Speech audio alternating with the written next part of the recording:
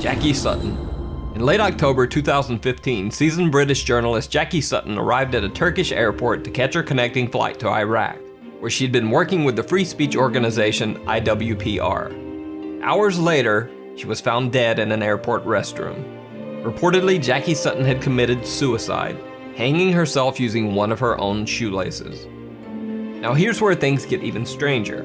Earlier reports by the Turkish media stated that Jackie Sutton had become very upset after missing her flight to Iraq because she couldn't afford to purchase a new ticket. However, later reports revealed that Sutton could have easily paid for a new ticket. She was found carrying over 2,000 euros and 2 credit cards. Even more suspicious, another security camera clip taken shortly before Jackie Sutton's death shows her carrying what appears to be a shopping bag containing purchases made at the duty-free shop in the airport.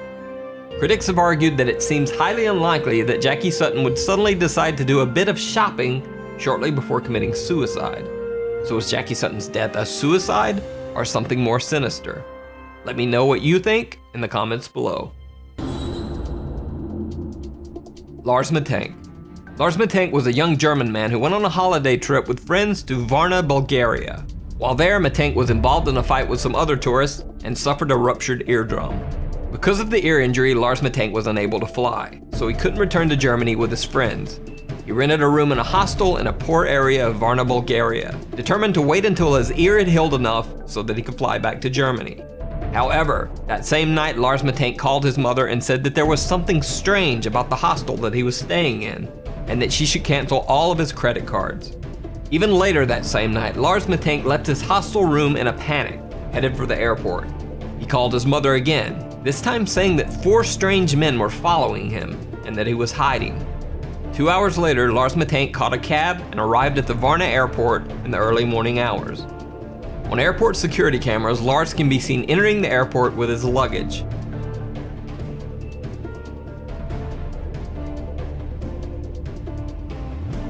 But minutes later, he is seen running from the airport in a panic, leaving his luggage behind. Eyewitnesses say that Lars Matank ran to a barbed wire fence that surrounds the airport, climbed over the fence, and then disappeared into some nearby woods.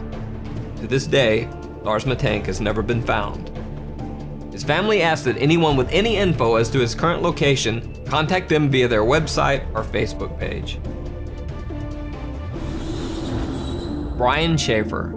One of the strangest disappearances on record is that of Brian Schaefer, an Ohio State medical student. On March 31st, 2006, Brian Schaefer decided to go out for a night on the town with some of his college friends. They met at the Ugly Tuna Saloona, an upstairs bar at Ohio State's South Campus. Brian can be seen arriving at the bar with his 2 friends. They're smiling and laughing as they exit the escalator to the second floor bar. Around 10 p.m., Brian called his longtime girlfriend, with whom he had planned a spring break getaway to Miami a few days later. Brian told her that he loved her and would see her soon. Brian's girlfriend said that the call was nothing out of the ordinary. Later, Brian Schaefer is seen again on security camera near the escalators, talking to 2 girls. He seems to say goodbye and then heads back into the bar. Brian Schaefer was never seen again.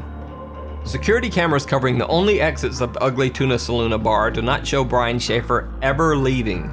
The only possible other exit would have been through an area of the bar that was under heavy construction at the time and closed off to the public. However, even if Schaefer had left through the construction area, there are multiple other security cameras in the bar's vicinity. None of these cameras picked up footage of Brian Schaefer ever leaving the bar. It's almost as if Brian Schaefer disappeared into thin air in the middle of a crowded bar. Alan Gill. On the evening of February 23, 2014, Alan Gill took a strange trip through Cornwall, England. Captured by surveillance cameras, Gill spent his evening wandering the streets of several different cities for hours. He was seen in Wadebridge, then traveled by bus to Truro, then on to Newquay, then back to Perranporth. No one knows why Alan Gill took this strange trip, or what he was doing wandering the streets of 4 different cities all night. The next morning, the dead body of Alan Gill was found washed up on the shore of Perranporth Beach.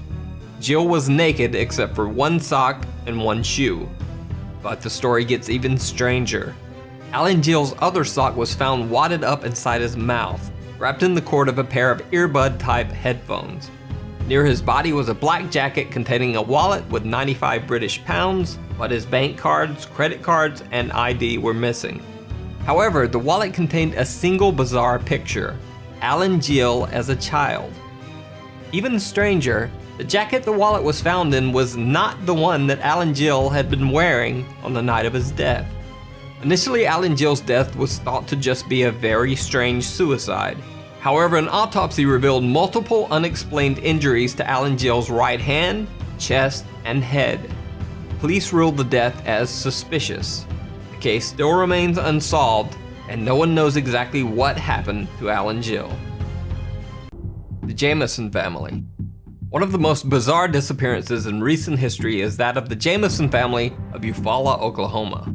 Pastor Gary Brandon claims that the Jamisons told him that their home was haunted by angry spirits. The Jamisons said that they had made contact with the spirits of a dead family in their house, and that their 6-year-old daughter Madison often talked to the ghost family's child. The Jamisons said that 2 of the ghosts were called Emily and Michael, and that one of the apparitions had wings like an angel. Allegedly fearing for the safety of his family, Bobby Jamison had asked Pastor Brandon if there were quote-unquote special bullets that he could use to fight off the intruding spirits. Pastor Brandon also said that Jamison mentioned that he had obtained a quote-unquote satanic Bible in order to attempt to ward off the ghostly beings. On October 8, 2009, the Jamison family loaded their pickup truck for a trip. They can be seen on their own front yard security camera moving things from their house to their truck.